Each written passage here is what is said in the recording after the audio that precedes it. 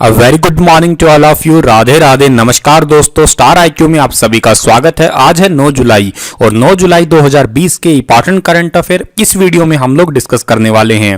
अगर आपको इसका पीडीएफ चाहिए तो आप मेरे Telegram channel star IQ PDF पे चले जाइएगा। वहां पे मेरे द्वारा पढ़ाए गए सभी लेक्चर का पीडीएफ फाइल मिलेगा आपको। स्टार आईक्यू क्विज के नाम से एक टेलीग्राम ग्रुप भी है, प्लीज आप उसे ज्वाइन कीजिएगा और अपने फ्रेंड्स को भी उसमें ऐड करने का कोशिश कीजिएगा। वहां पे क्विज चलती ही रहती है हर टाइम। आप लोगों के लिए कल रात को मैं लाइव आ रहा हूं। लाइव किस चीज के लिए आ रहा हूं, पर्पस क्या है? लास्ट 6 मंथ के करंट अफेयर होंगे हरियाणा के। हरियाणा करंट अफेयर का बम्ब के नाम से ये क्लास है। क्या ये तो फनी बात हुई? तो आप लोग सभी कल शाम को सही 7 बजे जो है स्टार आईक्यू यूट्यूब चैनल पे आइएगा, अपने दोस्तों को भी लेके आइएगा, लाइव देखिएगा। बहुत लंबा सेशन तो नहीं होगा ये, ठीक है, लेकिन आप लोगों के लिए 2.5-3 घंटे का जितना भी सेशन होगा आप इसे जरूर देखिएगा लाइव, अपने दोस्तों तक शेयर जरूर कीजिएगा। चलिए, कल मैंने आपसे एक क्वेश्चन पूछा था, उसका सही जवाब जान लेते हैं कि जगन्नाथ रथ यात्रा जो है वो 2020 में कब शुरू हुई है। तो इसका सही जवाब था 23 जून। सी ऑप्शन जो है इस क्वेश्चन का बिल्कुल ठीक था। बहुत सारे बच्चों ने इसे डिटेल में लिखा, बड़ी अच्छी बात है। आप हर रोज इसी तरीके से लगे रहिएगा। मेरी तरफ से मैं सिलेक्टिव ही क्वेश्चन डालता हूं यहाँ पे, जो कि आपको यकीनन कहीं ना कहीं एग्जाम में काम आएंगे ही आएंगे। चलिएगा, आज का पहला क्वेश्चन है कि हाल ही में जीन कास्टेक्स किस देश के प्रधानमंत्री के रूप में नियुक्त हुए हैं। मैंने आपको जब प्रधानमंत्री फ्रांस के प्रधानमंत्री जो हैं उन्होंने इस्तीफा दिया था, तब मैंने आपको बताया था कि जीन कास्टेक्स जो है वो फ्रांस के नए प्रधानमंत्री बनेंगे। तो अब बी ऑप्शन जो है इस क्वेश्चन का हमारा ठीक है, जो कि आपको फोटो में दिखाई दे रहे हैं, यही है जीन कास्टेक्स जो फ्रांस के नए प्रधानमंत्री बने हैं। इनकी नियुक्ति फ्रांस के राष्ट्रपति इमैनुअल मैक्रोन ने की है। जीन कास्टेक्स ने पूर्वी प्रधानमंत्री एडवर्ड फिलिप की जगह ली है, जिन्होंने रिसेंटली जो है इस्तीफा दिया था। फ्रांस की बात हुई है, मैप में फ्रांस को देखिएगा। फ्रांस की कैपिटल पेरिस है, करेंसी यूरो है, राष्ट्रपति का नाम इमैनुअल मैक्रोन है। हाल ही में किस राज्य के पर्यटन बोर्ड ने इंतजार आप नामक अभियान शुरू किया है? तो अभी हाल ही में वेट आप इंतजार आप अभियान जो है वो मध्य प्रदेश ने शुरू किया है। बी ऑप्शन जो है इस क्वेश्चन का बिल्कुल ठीक रहेगा। यह अभियान राज्य के पर्यटन स्थलों पर पर्यटकों को आकर्षित करने के लिए सोशल मीडिया प्लेटफॉर्मों पे शुरू किया गया है, ताकि जो है ज़्यादा से ज़्यादा पर्यटक जो है अपने राज्य के अंदर आए। मध्य प्रदेश का जिक्र हुआ है तो मध्य प्रदेश को मैप में देखिएगा, ये रहा। मध्य प्रदेश की राजधानी भोपाल है, मुख्यमंत्री शिवराज सिंह चौहान है, राज्यपाल लालजी टंडन है, लेकिन वो फिलहाल बीमार है, तो इनका काम जो है वो उत्तर प्रदेश की राज्यपाल और गुजरात की पूर्व मुख्यमंत्री, क्या नाम है उनका, आनंदीबेन पटेल, वो संभाल रही है। मध्य प्रदेश के उच्च न्यायालय के मुख्य न्यायाधीश का नाम क्या है? अजय कुमार मित्तल है। और लोकसभा सीटें 29 है, राज्यसभा सीटें 11 है, विधानसभा सीटें 230 है। इंपॉर्टेंट पार्ट है यहाँ का national park, Bandhavgarh national park important है यहाँ का। एक जीवाश्म नेशनल पार्क है, एक कान्हा किसली, ये तो बहुत बहुत इंपॉर्टेंट है, मैंने आपको कई बार कहा है। रुडयार्ड किपलिंग ने इसी से ही जंगल बुक की प्रेरणा ली थी, इसी पार्क से ही। माधव नेशनल पार्क है, Priyadarshini national park, Satpura national park, कर्क रेखा भारत के मध्य प्रदेश से होकर गुजरती है, ये भी आप याद रखिएगा। एक अमरकंटक और सतपुड़ा की पहाड़ियां भी यहीं पे ही है, जहां से नर्मदा ताप्ती नदियों का उद्गम स्थल है। हाल ही में किसने LEAD लीड नाम का एक पोर्टल जो है वो लॉन्च किया है? तो अभी रिसेंटली जो है लीड नाम का एक पोर्टल लॉन्च किया है न्यू दिल्ली ने। सी ऑप्शन जो है इस क्वेश्चन का हमारा बिल्कुल ठीक है। नई दिल्ली ने लीड नाम का एक पोर्टल लॉन्च किया है। किसके लिए किया है? इसका उद्देश्य है पहली से 12वीं कक्षा तक के जितने भी स्टूडेंट हैं उनको लगभग 10,000 से ज़्यादा कोर्स मटेरियल और जितने भी और रिलेटेड जो सामग्री होते हैं, पढ़ाई से रिलेटेड नोट्स वगैरह होते हैं, वो उपलब्ध करवाए जाएंगे। इससे स्कूली छात्रों को ऑनलाइन पढ़ाई करने में मदद मिलेगी। और दिल्ली सरकार के उप मुख्यमंत्री और शिक्षा मंत्री मनीष सिसोदिया ने लीड पोर्टल को लॉन्च किया है। बात दिल्ली की हुई है, दिल्ली के मुख्यमंत्री का नाम अरविंद केजरीवाल है, उपराज्यपाल का नाम अनिल बैजल है। भारत के अंदर केंद्र शासित प्रदेशों में दिल्ली शामिल है, भारत की राजधानी है और दिल्ली केंद्र शासित प्रदेश है। लेकिन सर्वाधिक जनसंख्या वाला केंद्र शासित प्रदेश आपसे पूछे तो आंसर दिल्ली रहना चाहिए। सर्वाधिक एरिया वाला केंद्र शासित प्रदेश पूछे आपसे तो आपका आंसर रहना चाहिए अंडमान निकोबार। हाल ही में किस देश ने अंतरिक्ष पर OFEK-16 स्पाइस सैटेलाइट लॉन्च किया है? तो अभी रिसेंटली OFEK-16 एक सैटेलाइट लॉन्च किया है अंतरिक्ष में, यानी कि स्पेस के अंदर इजराइल ने। ए ऑप्शन जो है इस क्वेश्चन का हमारा बिल्कुल ठीक रहेगा। अच्छा, इजराइल ने किया है यह सितंबर 2016 में ऑर्बिट में भेजे गए इजरायली जासूसी उपग्रह के बाद में पहला सफल ट्रायल रहा है, ये बिल्कुल सक्सेसफुल ट्रायल रहा है ये। इसके बारे में अगर जाने हम तो ये एक इलेक्ट्रो ऑप्टिकल एक आर्मी ट्रेनिंग सैटेलाइट है और ब्लू एंड वाइट टेक्निक द्वारा इसे बनाया गया है, जिसमें पेलोड रक्षा और सैटेलाइट एल्बिट सिस्टम द्वारा जो है विकसित किया गया है, ताकि कोई भी मौसम वगैरह का भी सिस्टम अगर आता है, कोई भी हजार्ड्स आते हैं तो उनको भी यूं कहिएगा ये रेजिस्टेंस रहेगा, खराब नहीं रहेगा। इजराइल की बात हुई है, मैप में इजराइल देखिएगा। इजराइल की राजधानी यरूशलेम है, इजराइल की करेंसी इजरायली शेकेल है, राष्ट्रपति का नाम र्यूविन रिवलिन है और प्रधानमंत्री बेंजामिन नेतन्याहू है। अगला क्वेश्चन है हमारा कि हाल ही में विश्व चॉकलेट दिवस कब मनाया गया है? तो विश्व चॉकलेट दिवस मनाया गया है 7 जुलाई को। बी ऑप्शन जो है इस क्वेश्चन का हमारा बिल्कुल ठीक रहेगा। अच्छा, इस क्वेश्चन में इजराइल वाले में ना एक क्वेश्चन और याद आ रहा है मुझे, क्या कि प्रधानमंत्री नरेंद्र मोदी के नाम पे यहाँ पे गुलदाउदी का फूल था, उसका फूल का नाम मोदी फूल रख दिया गया है, वो थोड़ा आप याद करके चलिएगा, ठीक है ना। हाँ, तो विश्व चॉकलेट दिवस 7 जुलाई को मनाते हैं। ये अपने परिवार को, दोस्तों को चॉकलेट की गुणवत्ता के बारे में जागरूक करने के लिए मनाया जाता है। वैसे चॉकलेट खाने से ऐसा मैंने सुना है कि पढ़ रहे होते हैं तो नींद नहीं आती, लेकिन वही बात है कि चॉकलेट 1-2 खा लेनी चाहिए, कहते हैं बीच बीच में पढ़ते टाइम अगर हम ले आए मेरे जैसा तो मैं तो सारी चट कर जाता हूँ, फिर पढ़ाई करेंगे चलो बाद में।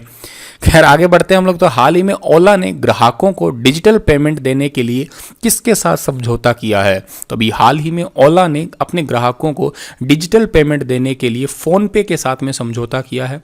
इसका मतलब ये हुआ कि जैसे हम लोग ओला कैब में कहीं चढ़ के जाते हैं इधर से उधर, तो अब हम जो है अपनी पेमेंट फ़ोन पे के माध्यम से कर सकते हैं। और इस ओला के बारे में बात करें तो ओला के सीईओ का नाम क्या है? भावेश अग्रवाल है और इसका हेडक्वार्टर कहाँ पे है? बेंगलुरु कर्नाटक में। और जो फ़ोन पे है इसके सीईओ का नाम समीर निगम है, इसका भी हेडक्वार्टर बेंगलुरु कर्नाटक के अंदर ही है। हाल ही में किस राज्य सरकार ने दस्तावेजों को स्कैन करने के लिए सेल्फ स्कैन एप्लीकेशन को लॉन्च किया है? आप सभी को पता है कि 59 चाइनीज़ एप्लीकेशन को बंद कर दिया गया है इंडियन गवर्नमेंट द्वारा। तो क्या है कि हमें अब खुद की एप्लीकेशन ऐसी चाहिए जो जैसे हमारा कैम स्कैनर होता था बिल्कुल वैसे वैसे स्कैन कर सके। तो सेल्फ स्कैन एप्लीकेशन को लॉन्च करने वाला भारत का राज्य है पश्चिम बंगाल। पश्चिम बंगाल ने इसे स्वदेशी अभियान को अपनाते हुए जितने भी डॉक्यूमेंट्स हैं उसको स्कैन करने के लिए इस एप्लीकेशन को लॉन्च किया है। इस एप्लीकेशन को यहाँ के राज्य का विभाग जो है वो इंफॉर्मेशन और टेक्नोलॉजी डिपार्टमेंट है पश्चिम बंगाल का, उन्होंने इसको तैयार किया है मेड इन इंडिया प्रोजेक्ट के तहत में। पश्चिम बंगाल की बात हुई है, पश्चिम बंगाल को मैप में देखिएगा, पश्चिम बंगाल की राजधानी है कोलकाता। कोलकाता जो है वो हुगली नदी के किनारे पड़ता है। पश्चिम बंगाल की मुख्यमंत्री है ममता बनर्जी। पश्चिम बंगाल के राज्यपाल का नाम क्या है? जगदीप धनखड़ है।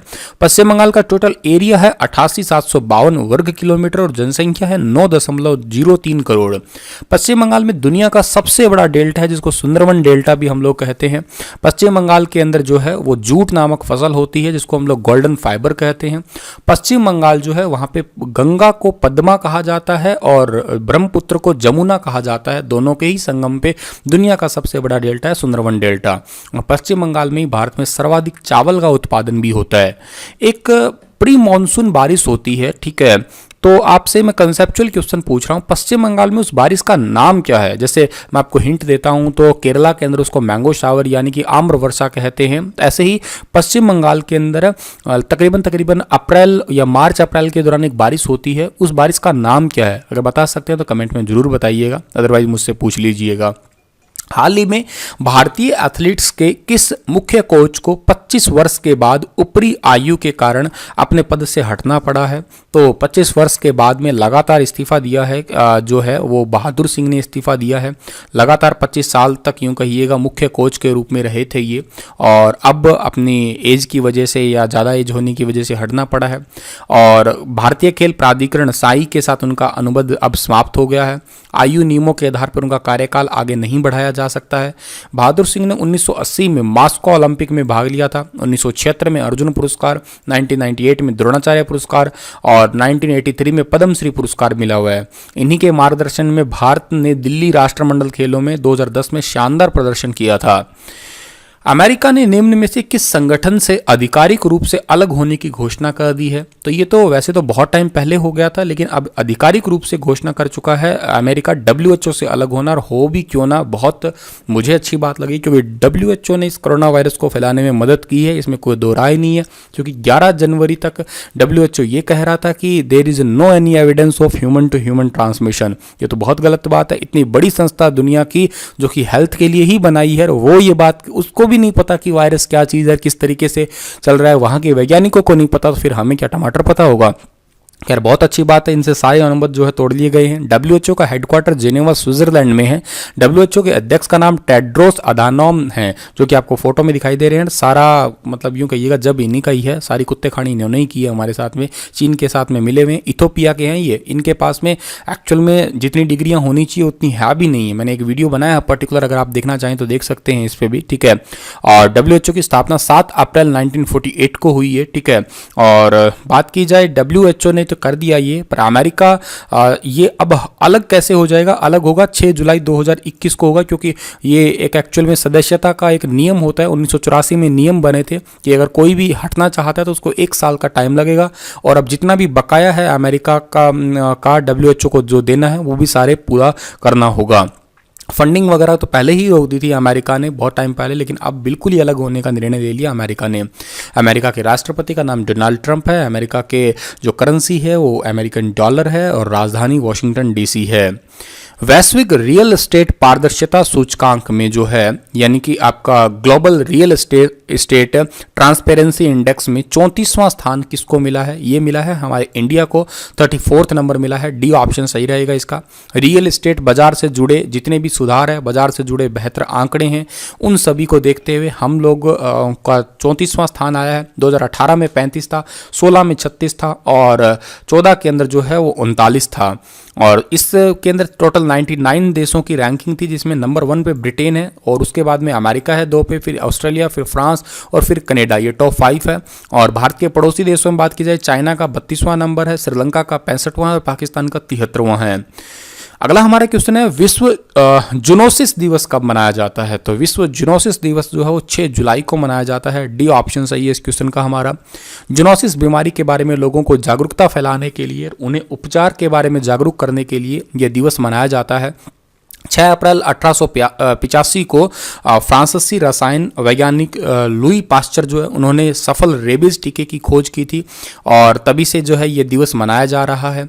जूनोसिस बीमारी फैलाने में सबसे ज़्यादा भूमिका वाला बैक्टीरिया की है। बेसिकली देखा कि रोगी पशुओं द्वारा, जैसे मान लेते हैं कुत्ते द्वारा अगर हमें रोग हो जाता है तो मतलब वही जो फैलाने का प्रोसेस है और फैलाने वाले संचारी रोगियों को ही जूनोसिस कहा जाता है।